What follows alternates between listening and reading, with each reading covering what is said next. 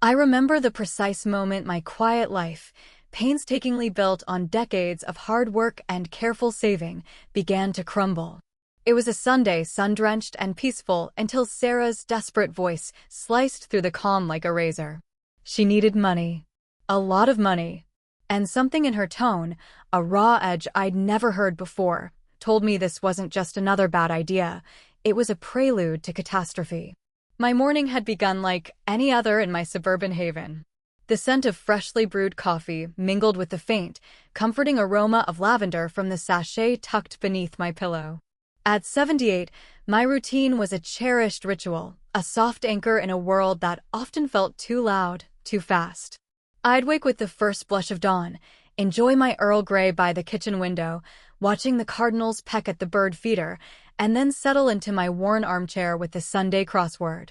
My small, immaculately kept house was more than just bricks and mortar. It was a sanctuary, a testament to a life lived with purpose and prudence. My husband, Thomas, bless his soul, would have been proud. He'd taught me the value of a dollar, the quiet dignity of independence. After he passed, I'd held on to his lessons, nurturing his legacy with a fierce, quiet devotion. The small pension, supplemented by my careful investments and the modest inheritance, was enough.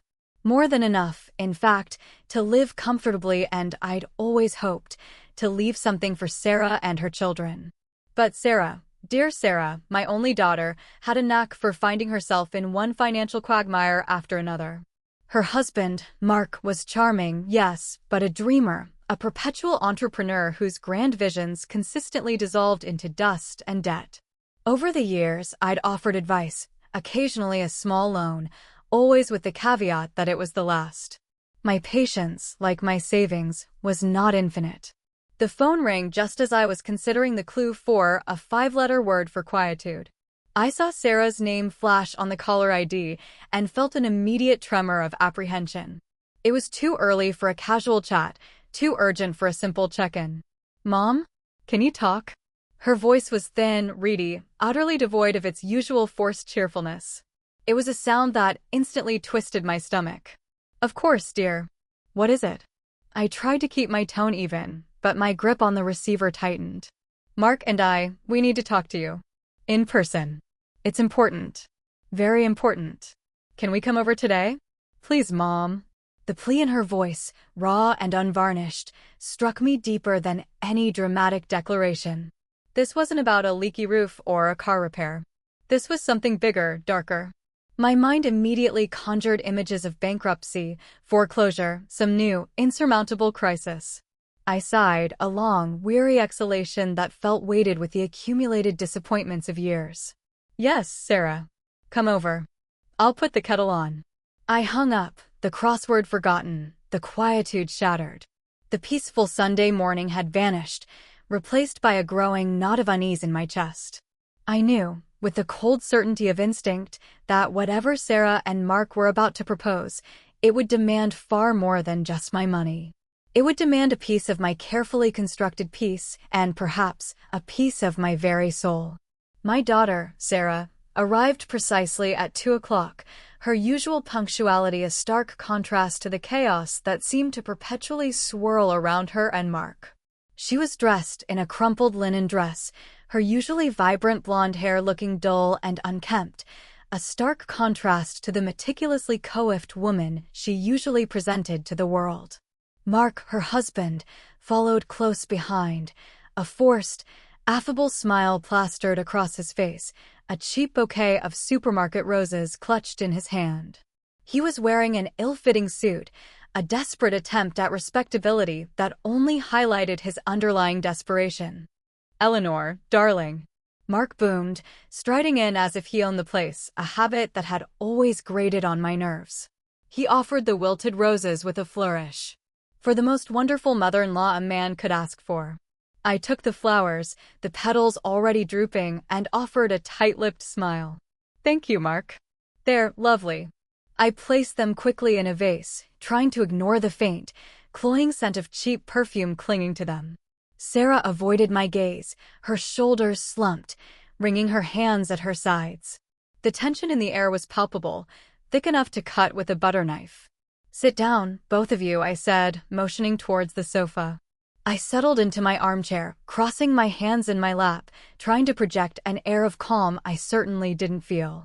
"Now, Sarah, you said it was important." Sarah fidgeted, glancing at Mark as if for permission to speak. He cleared his throat, taking center stage with practiced ease. "Eleanor, we wouldn't bother you if this wasn't truly a matter of utmost urgency. A game changer, if you will. A paradigm shift for the entire family." I raised an eyebrow. "Spare me the business jargon, Mark.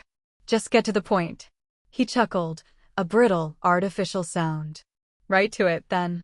Sarah and I have been working tirelessly on a new venture. Something revolutionary. Something that will not only erase all our past, shall we say, missteps, but will secure our financial future and yours for generations to come." He then launched into his pitch, a dizzying array of buzzwords and projections about a disruptive technology in the wellness sector. It involved an app, a subscription service, and a vague promise of bioharmonizing frequencies.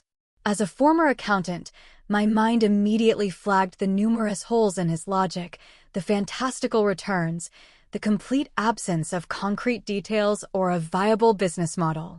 It was a house of cards built on wishful thinking and desperation. Sarah sat beside him, nodding weakly, her eyes wide and pleading. Every now and then, she'd interject with a faint, "It's truly amazing, Mom," or "We've thought of everything." But her voice lacked conviction, her eyes betraying a deep-seated fear that mirrored my own growing apprehension. She was caught, I realized, in Mark's web, her own judgment clouded by a desperate hope that this, finally, would be their salvation. Mark finished with a flourish, his eyes alight with a feverish gleam. "And for this groundbreaking opportunity, this chance to invest in the future, we just need a modest initial capital. A bridge, if you will, to cross into prosperity. $150,000. The number hung in the air, a chilling echo in my quiet living room. $150,000. It was nearly half of my carefully protected savings, the sum I'd earmarked for my own medical emergencies, for repairs to this old house, for a legacy for my grandchildren. I stared at them, my gaze unwavering. Mark's smile faltered under my scrutiny. Sarah shrunk further into the cushions. I took a slow, deliberate breath. "Mark," I said, my voice calm, almost unnervingly so. "You've presented me with a fantasy. There are no concrete plans, no proven market, no realistic projections. This isn't a business, it's a gamble. A very, very bad gamble." Mark's face tightened. "Eleanor, you don't understand the modern economy. This is the future." "No," I countered, my voice gaining strength. "This is the same old story, Mark, just with different buzzwords. You've lost money on every revolutionary idea you've ever had. And each time, you've come to me, asking me to bail you out." I looked at Sarah, my heart aching for the despair etched on her face. "Sarah, you know this is true. We've been through this before." Sarah finally met my gaze, her eyes brimming with tears. "But Mom, this time it's different. We're so close to losing everything. The house, the kids' college fund." Mark promised. Her voice trailed off, choked with emotion. "Mark promises many things, Sarah," I said, my voice softening slightly, but my resolve remained firm. "But promises don't pay the bills. Hard work and sound judgment do. And I cannot, in good conscience, risk my security, the security I've built for myself and for your children, on another one of Mark's pipe dreams." I took another steadying breath. "The answer is no. I will not give you the money." The word hung in the air, a final, unyielding pronouncement. "No."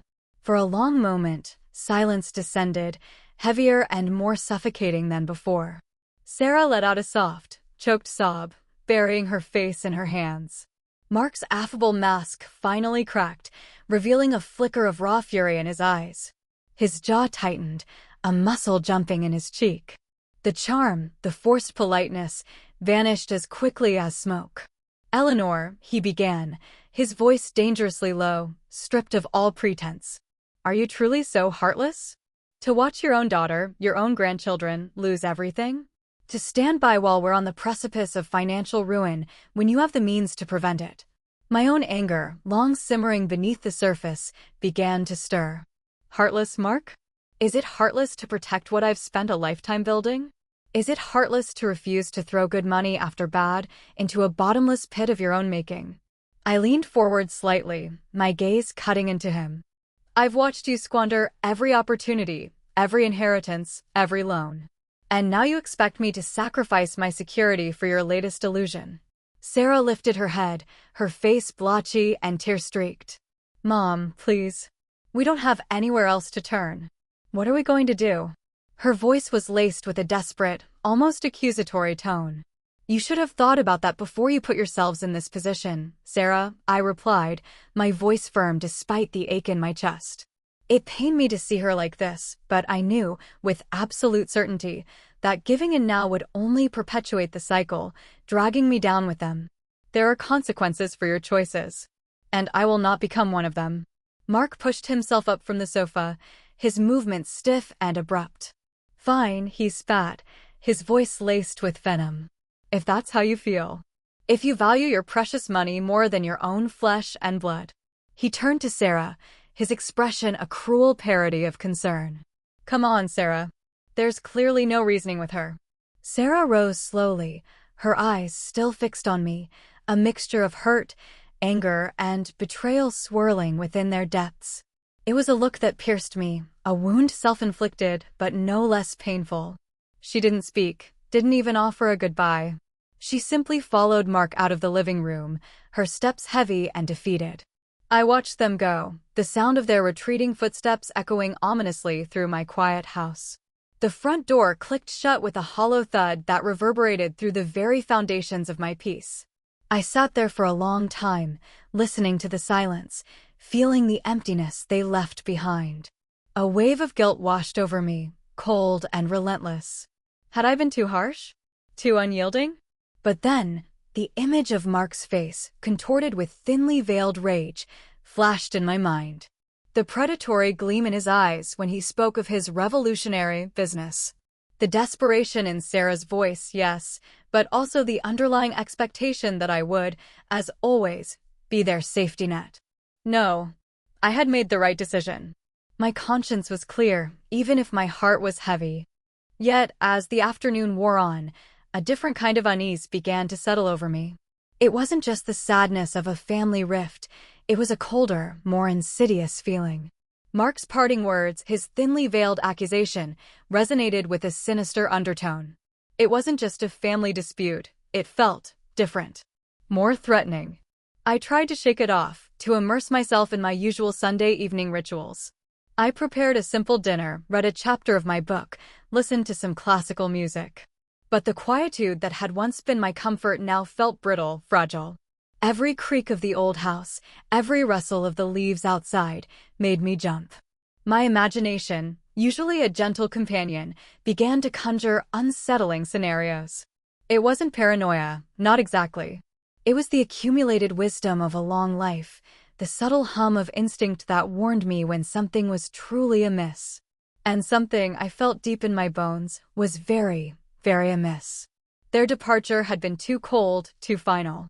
It felt less like the end of an argument and more like the beginning of something far more unsettling. A premonition, chilling and persistent, began to take root in my mind. This wasn't just a rejection, it was a declaration of war. 2 days later, the unsettling premonition still clung to me like a persistent chill.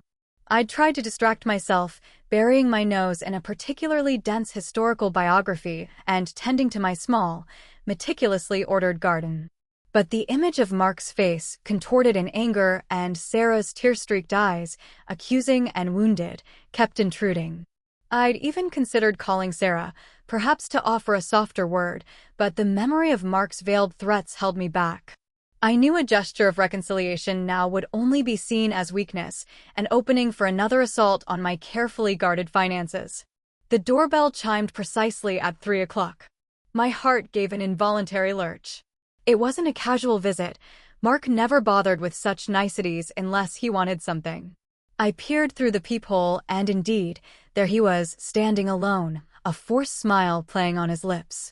In his hand, he held not another wilted bouquet, but a small, neatly wrapped gift. My apprehension intensified. This was a different tactic. I opened the door cautiously, leaving the chain on. Mark. What a surprise. My voice was flat, devoid of warmth. Eleanor, good afternoon. He beamed, his eyes, however, betraying a flicker of something calculating. I know our last conversation was strained. And for that, I sincerely apologize. I came to mend fences. To admit that perhaps I was a little overzealous. And that you were right, of course. Always right. My eyebrows rose. This was a new one. Mark admitting fault was akin to a unicorn sighting. Oh? And what exactly was I right about, Mark? He chuckled, a forced, theatrical sound. About the business, of course. It was a foolish pipe dream. Sarah and we've talked it over, and we realized we were desperate. And that desperation made us blind to reason. Your reason, specifically. You're a shrewd woman, Eleanor. Always have been. He extended this small package. This is just a little something, a peace offering. To show there are no hard feelings. I took the package, my fingers brushing his. His hand was surprisingly cold. The gift was a small, beautifully crafted wooden bird, a cardinal, no less, precisely the kind that visited my feeder every morning. It was a thoughtful, almost uncanny choice, designed to disarm me. And for a fleeting second, it almost worked. Almost. That's very kind of you, Mark, I said, my voice still wary. But what brings you here alone? Sarah's at work, he explained, a shade too quickly. And I thought it best to clear the air, just us. No pressure. No business talk. Just family. I was hoping, perhaps, we could share a cup of coffee? Catch up properly? I brought some of those specialty beans you like, the Ethiopian Yirgacheffe. My favorite. Another calculated move. He remembered. This wasn't just a casual apology, it was a performance, carefully orchestrated.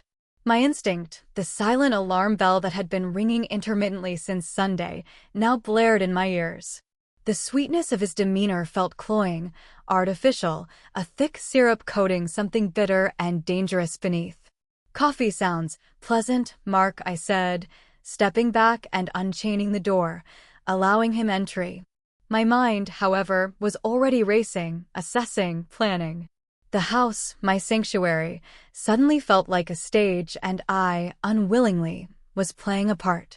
I led him into the kitchen, the knot of unease in my stomach tightening with every step. I kept my back to the wall, metaphorically and literally. The air felt charged, heavy with unspoken intentions. This was not a peace offering. This was something else entirely. Something cold. Something dangerous. I gestured towards the kitchen, keeping my movements deliberate, almost stiff. My senses were on high alert.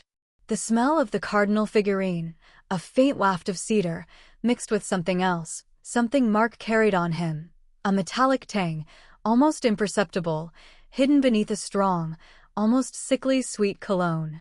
Make yourself comfortable, Mark, I said, indicating the small breakfast nook. I'll get the kettle on. He, however, had other ideas. Nonsense, Eleanor. Let me. A true peace offering involves a bit of humble service. Wouldn't you agree? He moved past me with surprising swiftness, heading straight for my coffee maker, already pulling out the bag of specialty beans he'd mentioned. Ethiopian Yirgacheffe. My favorite. He truly had done his homework. Or, more accurately, he knew my habits intimately. I watched him, a silent sentinel by the kitchen counter, my hands clasped tightly behind my back. He seemed remarkably at ease, almost too much so. He ground the beans, the whirring sound temporarily filling the awkward silence. Then, as he prepared the filter, a new scent began to waft through the kitchen, subtly at first, then more distinctly. It wasn't the rich, earthy aroma of freshly brewed coffee that I loved. No, this was different. It was a sharp, almost medicinal smell, an acrid undertone that tried to mask itself beneath the robust coffee scent. My nostrils flared almost imperceptibly. My years as a meticulous homemaker, with an acute sensitivity to anything out of place, had honed my sense of smell to an almost clinical degree. I could tell the difference between a freshly baked pie and one that had sat for a day. I could detect a faint gas leak before anyone else. This smell, it was unsettling. chemical, unnatural. Mark, oblivious, or perhaps pretending to be, hummed a tuneless melody as he poured the hot water over the grounds. He was meticulous, almost overly so, in his preparation. He even warmed the cups beforehand, a detail I usually appreciated, but now it felt like a chilling theatrical performance. "There we are," he announced, turning to me with 2 steaming mugs, a triumphant grin on his face. "A perfect brew, just for you, Eleanor." The least I could do after my rather ungentlemanly display the other day. He pushed 1 mug towards me on the counter. "Cream and sugar, as always, I presume?" My eyes darted from his face to the mug he presented, then to the one he held for himself. Both bore the same rich, dark liquid. But the chemical tang in the air was undeniable, clinging to the steam rising from my cup. It was faint, yes, but to my finely tuned senses, it was a siren call of alarm. My heart began to pound a frantic rhythm against my ribs, a primal drumbeat of warning. My mind raced. Why was it so faint? Perhaps diluted? Designed to be slow-acting, to mimic a natural cause? The thought was terrifying, chilling me to the bone. My own daughter's husband, standing before me, with a cup of poisoned coffee. The image was too monstrous, too unthinkable. But the smell, the calculated apology, the sudden visit, it all coalesced into a horrifying certainty. "Thank you, Mark," I said, my voice remarkably steady, betraying none of the terror swirling inside me. My gaze met his, searching for some flicker of conscience, some hint of the monstrous intent I suspected. But his eyes were like polished stones, cold, unyielding. He took a sip from his own cup, a picture of leisurely enjoyment. My moment was now. My survival instinct, honed by decades of quiet battles and an unshakable will to live, surged to the forefront. I had to act, and I had to act fast, without a hint of hesitation or suspicion. Mark, still sipping his coffee, glanced towards the window. "Oh, look, Eleanor. Is that a blue jay? I haven't seen one of those in ages around here." It was a clumsy distraction, poorly executed, but it was all I needed. As his eyes flickered towards the window, I moved. In a blur of motion, fueled by pure adrenaline, my left hand reached out, grabbing his mug, while my right hand simultaneously snatched my own. The swap was seamless, almost imperceptible.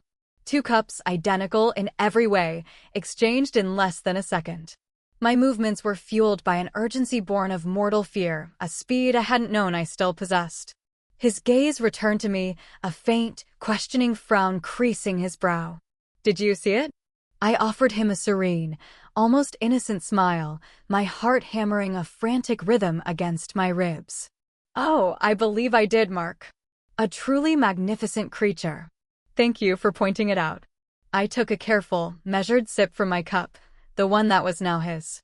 The coffee was strong, bitter, but blessedly free of that insidious chemical tang. He, in turn, took another deep swallow from his cup, the one that had been intended for me. The trap was set, and he had walked straight into it. The game, I realized with a chilling clarity, had just begun. And I was playing for my life. The coffee, now undoubtedly laced with whatever poison Mark had intended for me, went down his throat with a gulp. I watched him, my heart a trapped bird fluttering wildly in my chest, yet my face remained a mask of polite composure. I even managed a small, convincing smile. He finished his sip, then placed the mug carefully back on the counter, a faint sigh of contentment escaping his lips. That's better. Nothing quite like a good cup of coffee to smooth things over, Eleanor." He chuckled, but there was a subtle shift in his eyes, a glint of something that wasn't quite peace. Perhaps he was scrutinizing me, looking for a reaction. I nodded, taking another slow, deliberate sip from the cup now holding the safe brew. "Indeed, Mark. You always did make a strong coffee." The words tasted like ash in my mouth, but I forced them out, maintaining the facade. Just then, his hand, which had been resting casually on the counter, twitched. His eyes, fixed on me, began to lose their sharp focus, blurring at the edges. A faint pallor spread across his face, replacing his earlier forced joviality. He blinked slowly, then more rapidly, as if trying to clear a sudden fog from his vision. "Are you feeling all right, Mark?" I asked, my voice laced with a feigned concern that was utterly chilling in its sincerity. He shook his head slightly, a confused frown replacing the calculating glint. Just a little dizzy all of a sudden. Probably just skipped lunch. Happens, you know. Old age catching up with me, I suppose. He tried to laugh it off, but the sound was weak, breathy. But it wasn't old age. It was the poison taking hold. I could see the subtle signs, the pupils dilating slightly, the faint sheen of sweat appearing on his forehead, the way his hand trembled as he reached out to steady himself against the counter. My pulse quickened, a morbid fascination battling with sheer terror. This wasn't a thriller novel, this was my life, playing out in my own kitchen. He swayed, grabbing the edge of the counter more firmly. Whoa, just a bit lightheaded. His voice was slurred, the words thick on his tongue. He tried to take a step back, but his legs seemed to betray him. He stumbled, bumping clumsily against the kitchen table. The peace-offering cardinal figurine on the counter wobbled precariously. Perhaps you should sit down, Mark, I suggested, my voice still unnervingly calm, though my insides were churning. I remained rooted to my spot, watching him with a predatory intensity, every fiber of my being screaming for self-preservation. He didn't respond. His eyes rolled back in his head for a fraction of a second, then snapped back into a vacant stare. His body went rigid, then sagged, collapsing like a puppet whose strings had been cut. He slid down the cabinets, hitting the floor with a muffled thud, his limbs splayed at an awkward angle. His breathing became shallow, ragged, a faint rasping sound filling the sudden, terrifying silence. He was unconscious. Or worse. My mind, despite the shock, immediately switched to crisis mode. There was no time for hysterics, no room for regret. My life, my very existence, depended on my next actions. I looked down at the inert form of my son-in-law, the man who had just tried to murder me. A cold, hard resolve settled over me, chilling my veins more effectively than any poison. First, I had to ensure he was alive. Not out of compassion, but out of necessity. If he died here, in my house, the consequences would be catastrophic for me. I knelt, cautiously, by his side, avoiding direct contact with his skin. I placed 2 fingers on his neck, feeling for a pulse. It was weak, thready, but there. He was alive. For now. Next, the evidence. The cups. The container of coffee. Everything. I had to erase any trace of my discovery, any hint of the switch. My mind, trained by years of meticulous accounting, worked with a terrifying efficiency. I sprang up, moving with a speed that belied my years. I snatched both mugs from the counter. My mug, containing the safe coffee, I quickly emptied into the sink, rinsing it thoroughly. His mug, the one with the poisoned remnants, I carried with extreme care to the downstairs bathroom. There, I poured the dark liquid into the toilet, flushing it repeatedly until not a trace remained. Then, I rinsed the mug meticulously, wiping it dry with a paper towel, examining it for any residue. It was spotless. I returned it to the kitchen, placing it casually in the sink alongside its rinsed counterpart. The bag of Ethiopian Yirgacheffe beans. Mark had brought it. It had to go. I opened the kitchen trash can, buried the bag deep beneath a pile of old newspapers and food scraps, then pressed the lid down firmly. My gaze swept the kitchen, every corner, every surface. Had he dropped anything? Had I missed anything? My eyes landed on a small, almost invisible vial, nestled on the floor where Mark had stood. It was tiny, made of dark glass, and the cap was slightly ajar. A faint, almost imperceptible medicinal smell still clung to it. My breath hitched. This was it. The smoking gun. Without hesitation, I picked it up with a paper towel, careful not to touch it directly. I knew enough about poisons to know that direct contact could be dangerous, and that fingerprints were paramount. I didn't recognize the vial, but I knew what it represented.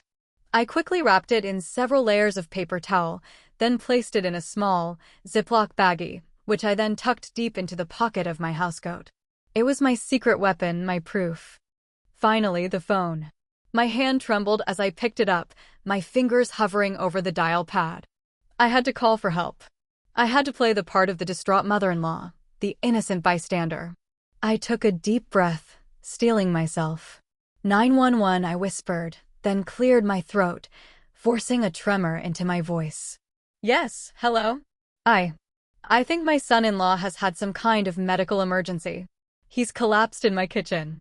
My voice, though feigned, cracked with genuine emotion. The terror was real, the horror of what had almost happened, and what I had just done. But beneath it all, a cold, hard resolve had taken root. This was no longer just about money. This was about survival. And I had just won the first round. The paramedics arrived with a wailing siren that seemed impossibly loud in my usually quiet suburban street. They burst into my kitchen, their urgency a stark contrast to the almost serene horror I felt. I stood aside, a picture of a frail, shocked elderly woman, pointing vaguely at Mark's inert form. He just collapsed, I stammered, my voice trembling convincingly. We were having coffee, and he just suddenly got dizzy, then fell. I don't know what happened. They worked quickly, efficiently. One paramedic checked his vital signs, the other began asking me questions. Any known medical conditions, ma'am? Heart problems? Diabetes? I shook my head, my eyes wide with feigned distress. Not that I'm aware of. He's always been healthy. A bit stressed with work, perhaps, but otherwise fine. I offered them the most plausible, innocuous explanation, carefully omitting the strange smell and the convenient blue jay. They gently lifted Mark onto a stretcher, his pale, slack face a grim testament to the speed and efficacy of whatever substance he had ingested.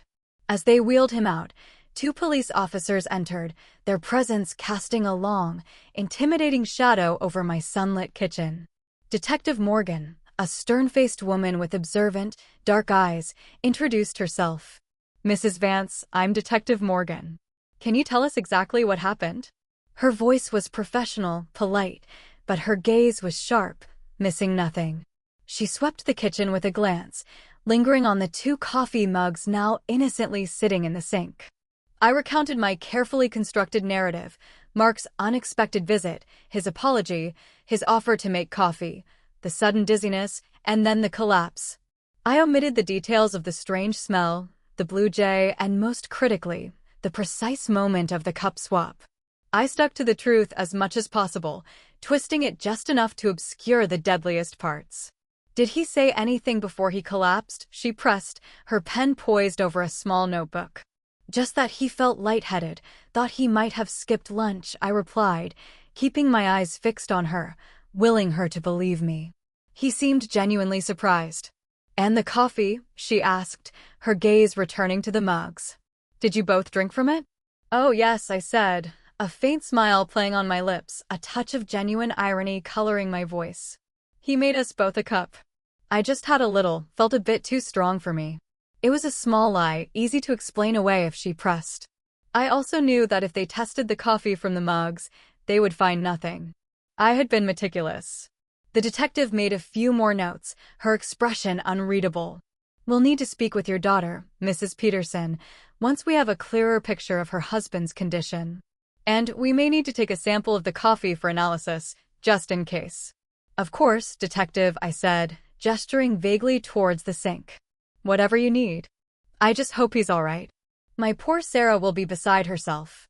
The crocodile tears, I found, came surprisingly easily. The performance was exhausting, but absolutely necessary.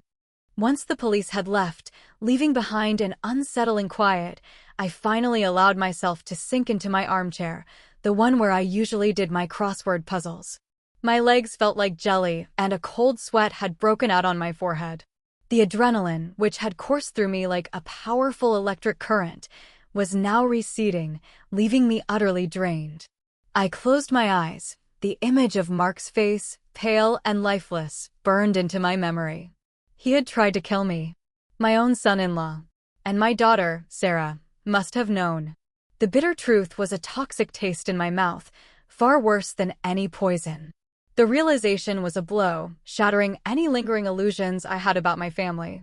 My hand instinctively went to the pocket of my housecoat, my fingers closing around the small, Ziploc baggie. The vial. My secret. My proof. I pulled it out, examining it in the dimming light of the afternoon. It was small, unassuming, yet it held the power to destroy lives, including, perhaps, my own. I couldn't go to the police with this. Not yet. Not without more information, more certainty. How could I explain how I knew what was in the coffee? How could I explain the switch without incriminating myself, without making myself look like a paranoid old woman making wild accusations against her own family? They would never believe me. They would see it as the ramblings of a senile old woman, or worse, someone who had actively poisoned her son-in-law. No, I had to be smarter. I had to understand the full scope of their treachery. Why no? Why so desperate? What exactly was that poison? And how deep did Sarah's involvement truly go? My quiet life was indeed shattered. But in its shattered remnants, a new, steely resolve was forming. I was no longer just Eleanor Vance, the retired accountant who enjoyed her Earl Grey and her crossword puzzles. I was a survivor. And I was about to embark on an investigation of my own, one that would force me to confront the darkest corners of my own family. The peaceful routine I had cherished was gone, replaced by a dangerous game of cat and mouse. And I intended to win. The quiet of my house, once a source of comfort, now felt like a shroud. Every shadow seemed to hold a lurking threat, every creak of the old floorboards a sinister whisper. I spent the rest of the afternoon in a state of hyper-awareness, jumpy at every unexpected sound, peering out of windows as if expecting Mark's ghost to materialize.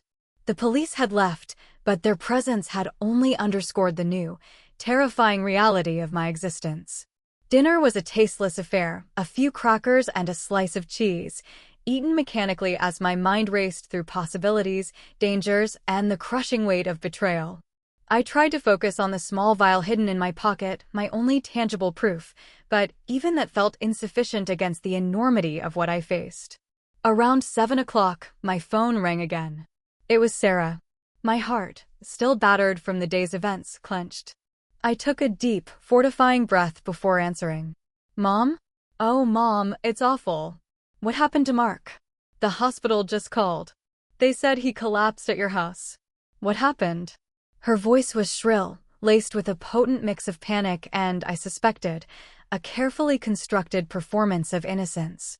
Sarah, darling, calm down, I said, trying to infuse my voice with the appropriate amount of maternal concern, yet keeping a wary distance. I told the paramedics and the police what happened. Mark came over, we had coffee, and he just collapsed. Said he felt dizzy. They took him to the hospital. They're running tests. But how could this happen? She wailed, her voice cracking. He was fine this morning. This is just terrible. Is he going to be okay? I chose my words carefully. They said he's stable, but still unconscious. They're trying to figure out what it was. It was all so sudden, Sarah. A terrible shock. I listened intently, trying to discern genuine grief from calculated distress. There was a raw edge to her panic, but also a distinct lack of genuine surprise. It was as if she were surprised he had collapsed, but not entirely surprised by why. I have to go to him, she stammered, then paused. Mom, are you okay? You must be so shaken. I'm fine, dear, I said, a bitter irony lacing my tone that she couldn't detect. Just shocked. It was quite an ordeal. Let me know what the doctors say. Of course, Mom. I will. I'll call you the moment I know anything. She hung up, leaving me with the dial tone echoing in the quiet room. Her concern for me felt hollow, a perfunctory gesture. Her focus, clearly, was on Mark and what his collapse meant for them. I pulled the small vial from my pocket again, holding it up to the light. It was a dark amber glass, with no discernible label. This was no ordinary medicine. My mind, ever analytical, began to sift through what I knew. Mark's sudden collapse, the specific symptoms, the faint chemical smell. It pointed to something fast-acting, something designed to be lethal or, at the very least, incapacitating. My training as a former accountant, while not directly related to toxicology, had instilled in me a rigorous approach to data and a deep skepticism of anything that didn't add up. And nothing about this added up. I needed answers. My first step, information. I owned an old, reliable laptop, mostly used for email and online banking. Now, it would become my window into a world I never imagined I'd have to explore. I retrieved it from its drawer, the whirring of its fans sounding like a battle cry in the silence. I started with Mark's business. I typed wellness sector disruptive technology at bioharmonizing frequencies into the search bar. Pages upon pages of articles and forums appeared, mostly filled with hyperbolic claims and vague scientific jargon.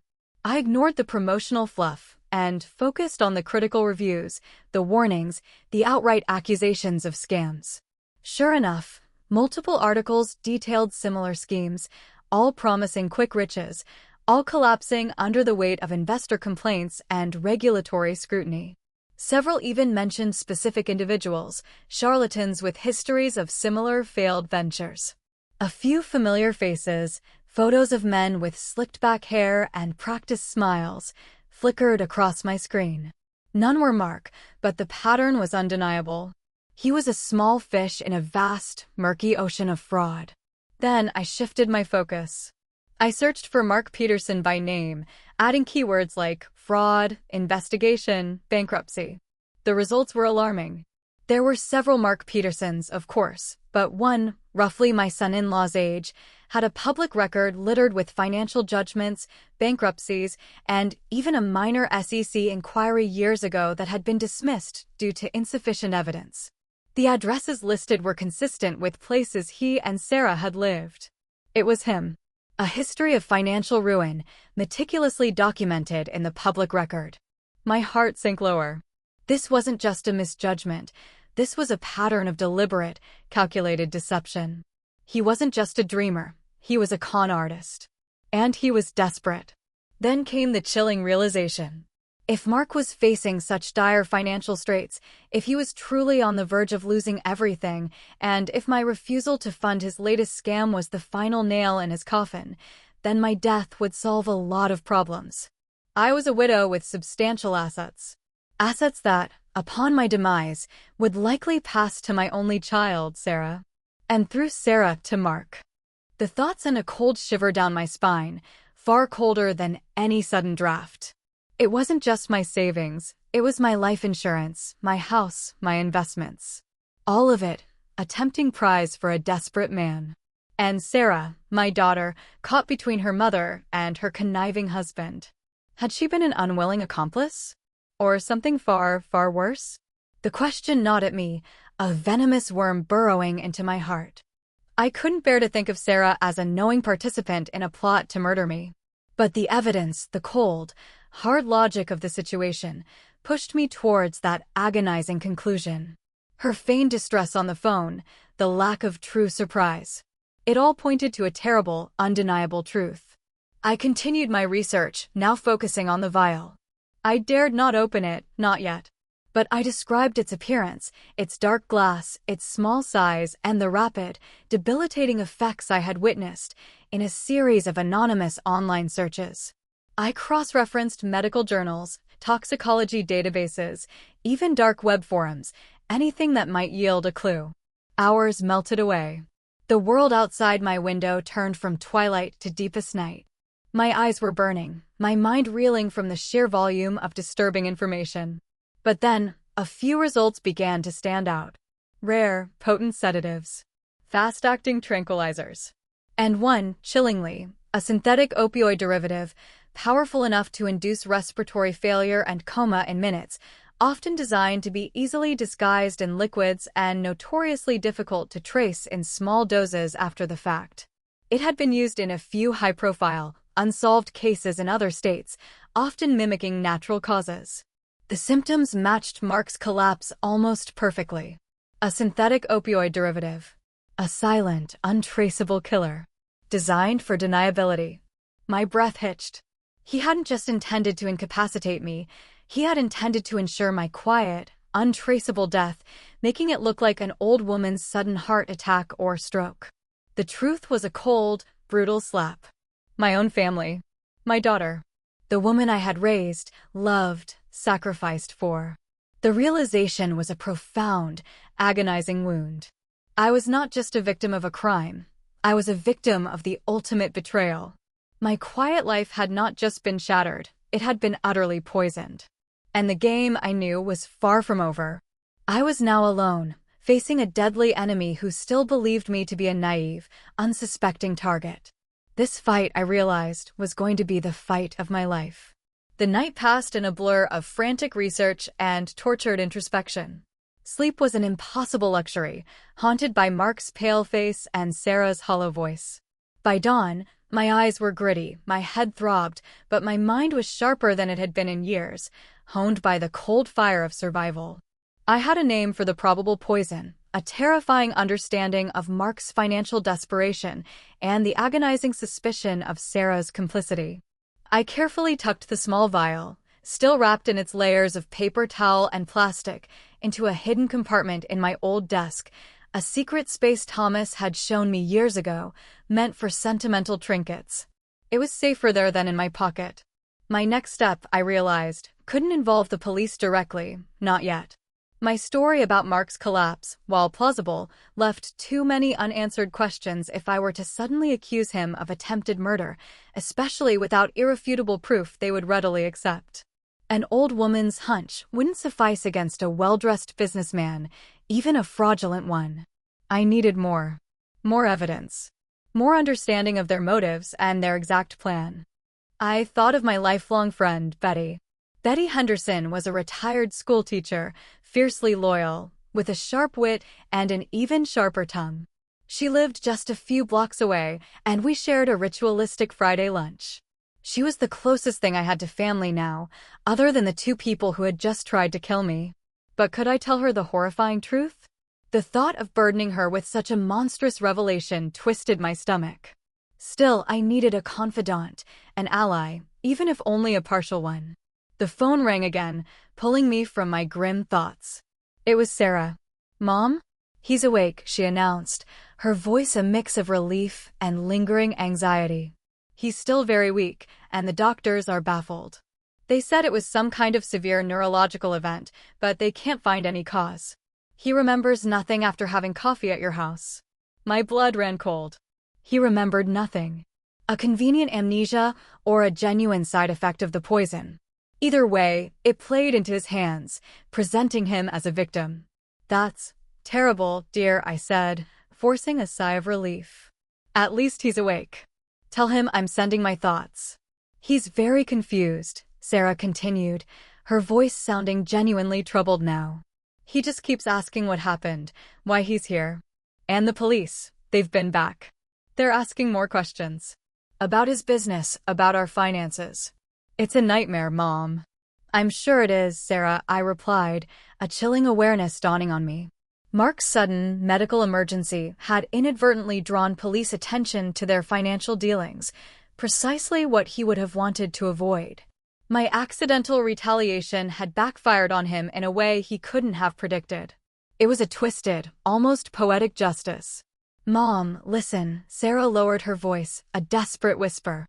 "Mark, he's saying you might be confused. He said you were talking about strange smells and that you seemed agitated. He thinks maybe you're not well."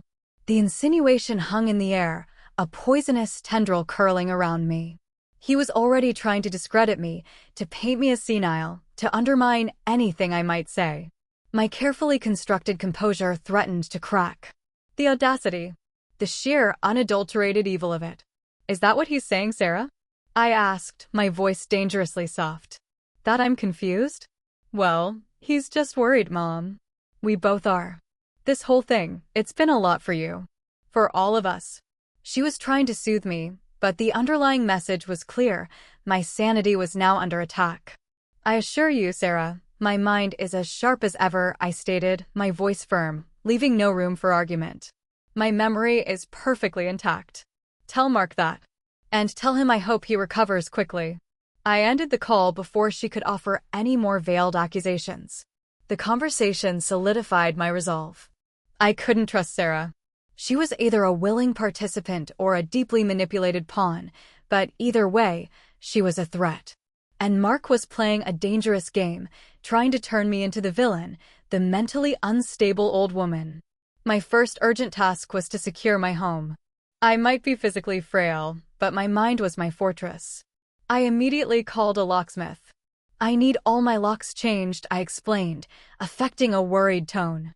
My son-in-law, he has keys, and with his recent health scare, I'm just feeling a bit vulnerable. For security reasons, you understand. The locksmith, thankfully, understood perfectly and promised to come by that afternoon. Next, I turned my attention to a more modern form of security. I ordered a set of discreet, wireless security cameras online, choosing models that were small, easy to install, and offered cloud storage. They would be delivered the next day. My little haven, which had always been open and trusting, was about to become a high-tech fortress. As I waited for the locksmith, I sat down and began to write. Not a letter, not a diary, but a meticulously detailed document. I dated it precisely. I described everything: Mark's visit, his proposal, my refusal, his return, the special coffee, the strange smell, the Blue Jay distraction, the swift cup swap, Mark's collapse, my immediate actions to dispose of the tainted coffee, and the discovery of the small vial. I described the vial itself and my subsequent research into its probable contents. I named Sarah, detailing her phone calls, her attempts to discredit me. It was my death letter, my ultimate insurance policy. If anything happened to me, this document, hidden in a place only Betty would know to look for, would ensure the truth came out. It would be my voice from beyond the grave, accusing them with cold, hard facts. I wrote every detail, every chilling suspicion, every painful realization about my daughter's involvement.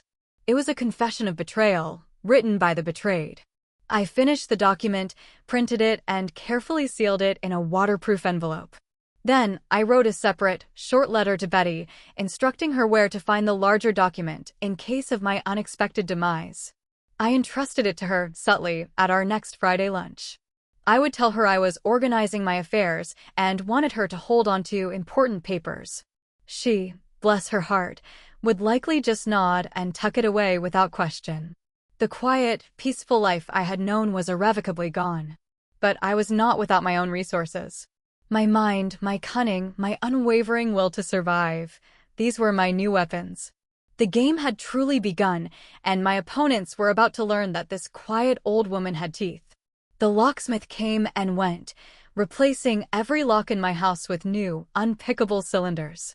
The satisfying click of the deadbolts felt less like a prison and more like a shield. The next day, the discreet security cameras arrived.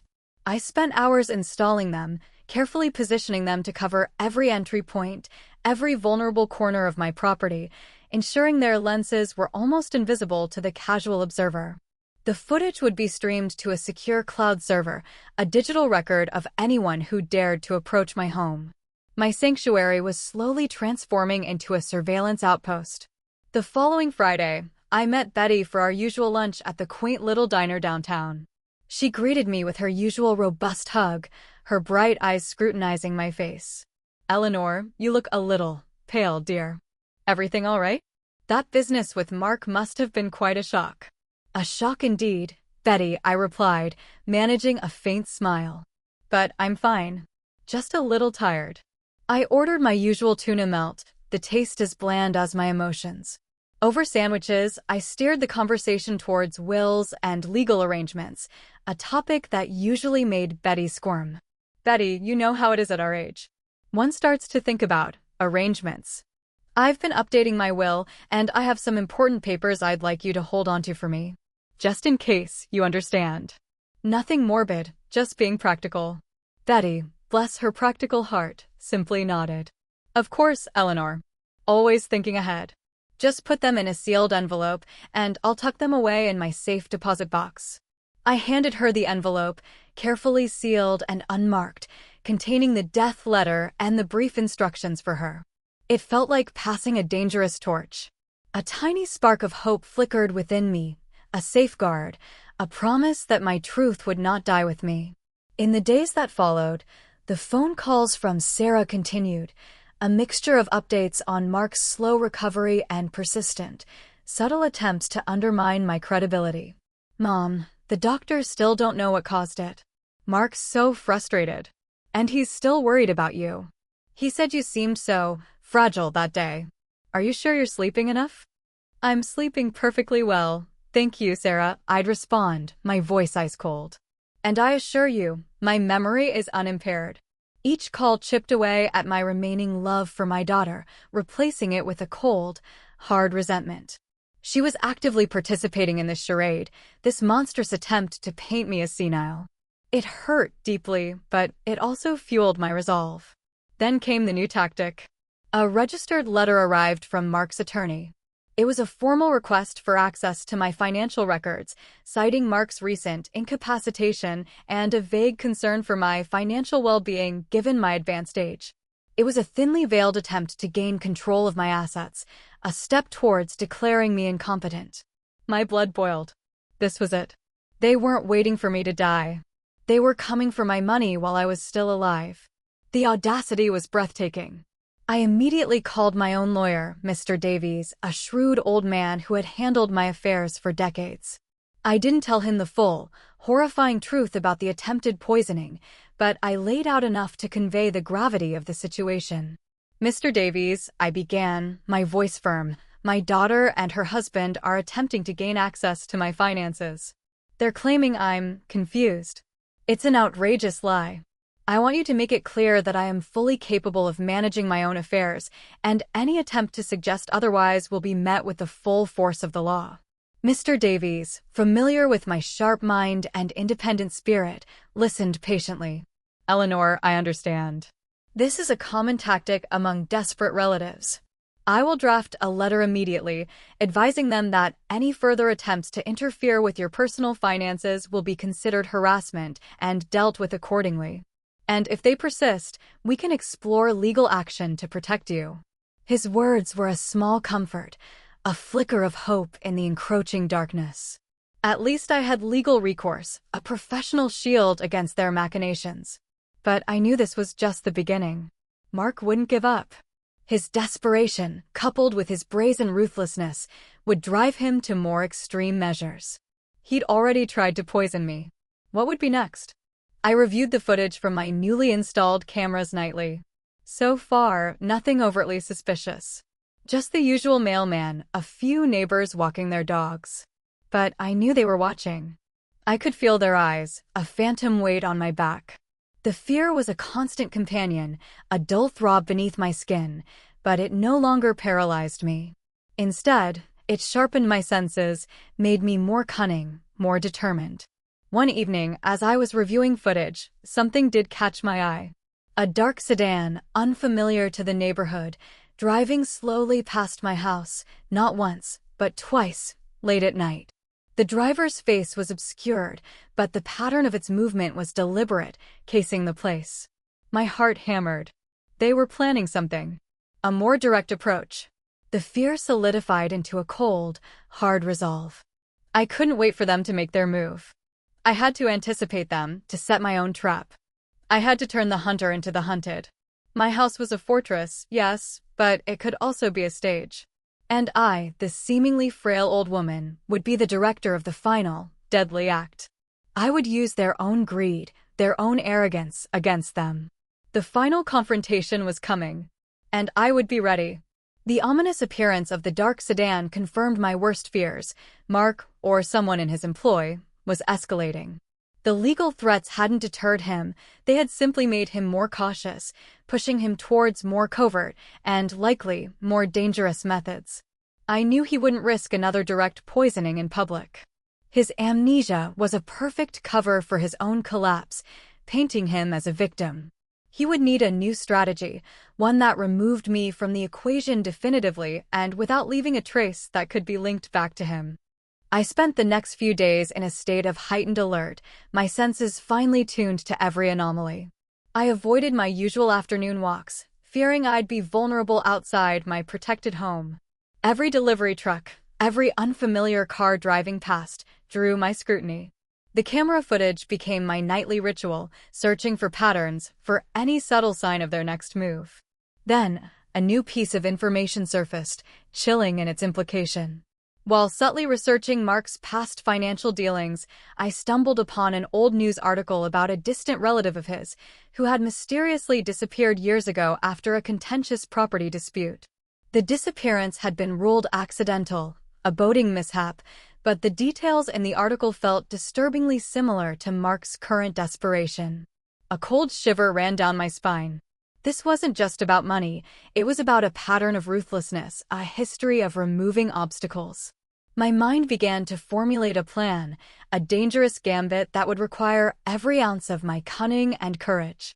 I had to lure them into a trap, expose their true intentions, and gather irrefutable evidence. I needed to create a scenario where their villainy would be undeniable, even to the most skeptical detective. The idea came to me one sleepless night, an audacious scheme centered around my most valuable possession, a small, exquisitely carved jade elephant, a gift from Thomas on our 30th anniversary. It was worth a considerable sum. More importantly, it held immense sentimental value. But it also represented a perfect bait. I crafted a seemingly innocent email to Sarah, copying it to a few other distant, rarely contacted relatives, enough to make it appear genuine but unlikely to raise immediate alarm. The subject line read, "Updating my will and valuables." In the email, I wrote, "Dearest Sarah, as you know, after Mark's recent unfortunate health scare, I've been thinking a great deal about my affairs. I've decided it's time to finalize my will and ensure all my treasured possessions are accounted for. I've just had my jade elephant appraised, and it's come back with a truly surprising valuation. I've decided to move it to a more secure location, and I'll be having a company collect it next Tuesday morning. I wanted to let you know, and to ensure everyone is clear on the disposition of my assets in my final will. I'll be in touch with further details after the collection." It was a blatant lie, of course. The elephant wasn't going anywhere, and there was no company. But it was designed to achieve several critical objectives. Create a deadline, next Tuesday morning, gave them a tight window, forcing them to act quickly before the valuable was supposedly moved. Highlight a target. The mention of the jade elephant would focus their greed on a tangible, easily stealable item. Feigned vulnerability. Moving a valuable item implied my house would be momentarily vulnerable, a prime target for a break-in or forced entry. Implying a reward. The mention of disposition of my assets in my final will would reinforce the idea that securing my death before I finalized things was paramount, or at least, getting their hands on assets now. Setting a stage. The timing, Tuesday morning, suggested I would be alone, an easy target. I pressed send, my finger trembling slightly. The trap was laid. Now, I just had to wait for them to walk into it. The hours that followed were agonizing. I busied myself with preparing my stage. I strategically placed a few other moderately valuable items, a silver tea set, an antique clock, in plain sight, near the jade elephant, to make the staged theft more convincing. I meticulously cleaned my house, ensuring every surface was fingerprint-free except where I wanted them to leave their own. I even practiced my distraught victim face in the mirror, an old woman trembling with fear. Then I focused on the most critical element, the cameras. I double-checked their functionality, ensured their cloud recording was active, and even installed a small, almost invisible body camera on myself, disguised as a brooch, which would capture audio and video of the confrontation. This was my ultimate proof, undeniable evidence of their actions and words. My chosen location for the confrontation was my living room, specifically around the antique cabinet where the jade elephant proudly sat. It was an area covered by multiple angles of my hidden cameras. I arranged a few comfortable chairs, creating an illusion of normalcy, a deceptive stage for the impending drama. I also thought about Betty, my safety net. I called her that evening. "Betty, darling, I'm feeling a little under the weather lately. Could you possibly pop over on Tuesday morning, say around 11? I could really use a friendly face, and perhaps you could help me sort through some old photos." It was a loose appointment, late enough that the supposed collection would have already occurred, but early enough for her to find me, and the aftermath, if things went terribly wrong. And crucially, it would provide an alibi for my presence in the house. Monday passed in a blur of anticipation and mounting dread. I didn't hear from Sarah, which was telling. They were busy. Planning. Their silence was a scream. Tuesday morning dawned, crisp and bright, a stark contrast to the storm brewing within my house. I put on my usual comfortable housecoat, but beneath it, the tiny body camera hummed, a silent sentinel. I made myself a simple breakfast, forcing down every bite, knowing I needed my strength. At exactly 9 a.m., my phone chimed. It was an anonymous text message. "We received your email. We'll be there to discuss your arrangements. Expect us shortly."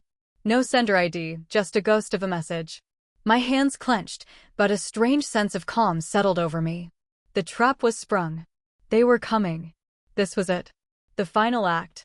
I took a deep breath, adjusted the brooch, and walked into my living room, the stage for my last, desperate stand.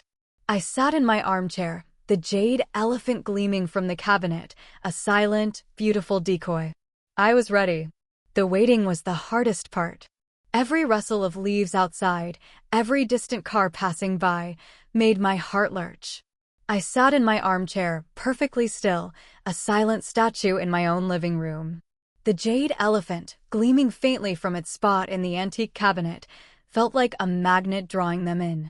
The hidden cameras, my silent witnesses, hummed imperceptibly. The brooch, with its tiny, recording eye, felt heavy against my chest. At precisely 9:47 a.m., the familiar dark sedan pulled into my driveway. Not a casual visit, not even a hurried arrival. It was a deliberate, almost theatrical entrance. Mark emerged first, impeccably dressed in a dark suit, his face a mask of false concern. Sarah followed, her usual disheveled appearance replaced by a sharp, almost defiant poise. She wore a dark dress, her hair pulled back tightly, her eyes hard. Any illusion of her being a manipulated pawn vanished in that moment. She was a participant, a willing accomplice. My heart ached with a profound, crushing sadness, a grief for the daughter I had lost long before this moment. But there was no time for sorrow, only survival. I rose slowly as they entered, my movements deliberately fragile. "Mark." "Sarah." "What a surprise," I said, my voice thin, a convincing tremor running through it. Mark offered a practiced, sympathetic smile. "Eleanor, darling. We got your email. We were so worried. This talk of moving valuables and all these changes to your will. At your age, such stress can be overwhelming." His words were sugar-coated poison, an immediate attack on my mental faculties. Sarah stepped forward, her gaze sweeping over the living room, lingering on the jade elephant. "Mom, why didn't you tell us you were having the elephant moved? We could have helped. This is all very sudden." Her voice was devoid of genuine concern, replaced by a calculating curiosity. "I'm perfectly capable of handling my own affairs, thank you," I replied, my voice gaining a hint of its usual steel, deliberately letting a touch of indignation show through. "And I decided to make these decisions privately. The collection company is due any minute." Mark exchanged a quick, meaningful glance with Sarah. That was the trigger. The deadline. Their window of opportunity. "Eleanor," Mark began, his voice losing its forced tenderness, hardening with a barely concealed impatience. "We've been doing some thinking about your health and your memory. Sarah and I are genuinely concerned. This idea that you're suddenly capable of managing such complex affairs, especially after your episode with my coffee, it just doesn't seem right." Sarah nodded vigorously. "Mom, we love you, but you've been acting strangely. The doctors at the hospital said Mark's collapse was a serious neurological event. And now this talk of moving valuables, changing wills, we're worried you're not making sound decisions." The accusation hung in the air, blunt and brutal. They weren't just implying, they were outright stating their intention to declare me mentally unfit. My carefully laid trap was closing. "So," I said, my voice remarkably calm, considering the storm raging within me, "you believe I'm no longer capable of managing my own life?" Mark stepped closer, his smile now a wolfish baring of teeth. "Let's just say, Eleanor, that we believe it's time for you to relinquish control. For your own good, of course. We can manage your assets much more efficiently and ensure you're comfortable, naturally. Perhaps in a nice, quiet facility where you won't have to worry about such mundane things." My breath hitched. A facility. They weren't just after my money, they were after my freedom, my very autonomy. The jade elephant was just a pretext, a distraction from their true goal. This wasn't a robbery, it was a hostile takeover. And what about my will, Mark? I asked, my gaze unwavering. What about the disposition of my assets? He chuckled, a dry, humorless sound. Well, Eleanor, if you're deemed incapacitated, your current will would be rendered invalid. And then, as your next of kin, Sarah and I would be in a position to ensure your legacy is managed appropriately. He paused, his eyes gleaming with avarice as he looked at the jade elephant. Unless, of course, certain valuable items were to disappear before then. That would certainly simplify matters. Sarah stepped forward, her voice low and venomous. Mom, don't make this harder than it has to be. Just sign the papers. Grant us power of attorney. It's for your own good. She held out a sheaf of documents, a pen already uncapped. I looked from Sarah's cold, hard face to Mark's predatory smirk. The pain of her betrayal was a physical ache in my chest. This wasn't my daughter anymore. This was a stranger, corrupted by greed. You want me to sign away my life savings, my home, my independence? I asked, my voice rising slightly, injecting just enough indignation to seem like a frightened old woman.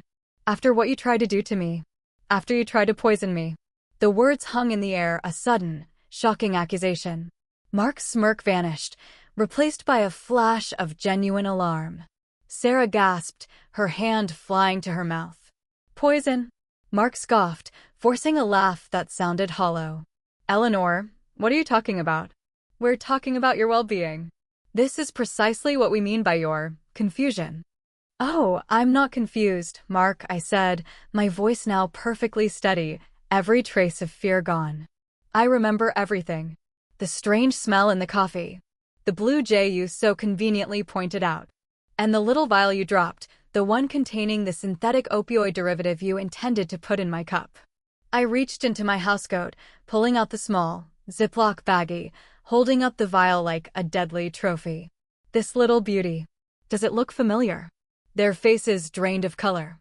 Mark's eyes widened in raw, unadulterated shock, his mouth opening and closing like a fish out of water. Sarah whimpered, her facade crumbling instantly, revealing the terrified, guilty woman beneath. You switched the cups, Mark whispered, the realization dawning on him, his voice thick with horror. You let me drink it? Indeed, Mark, I said, a grim satisfaction settling over me. You drank your own medicine. A harsh lesson, wouldn't you agree? I felt the subtle vibration of the body camera against my chest, recording every word, every horrified gasp. My revenge was unfolding perfectly. This is insane. Mark finally managed, his voice rising in panic. You're crazy, Eleanor. You poisoned me. No, Mark, I corrected, my voice sharp, unforgiving. You tried to poison me. I merely ensured you reaped what you sowed. And now I have everything I need to prove it. I then gestured vaguely around the room. Every word you've said, every action you've taken since you walked through that door, is being recorded. My house is wired.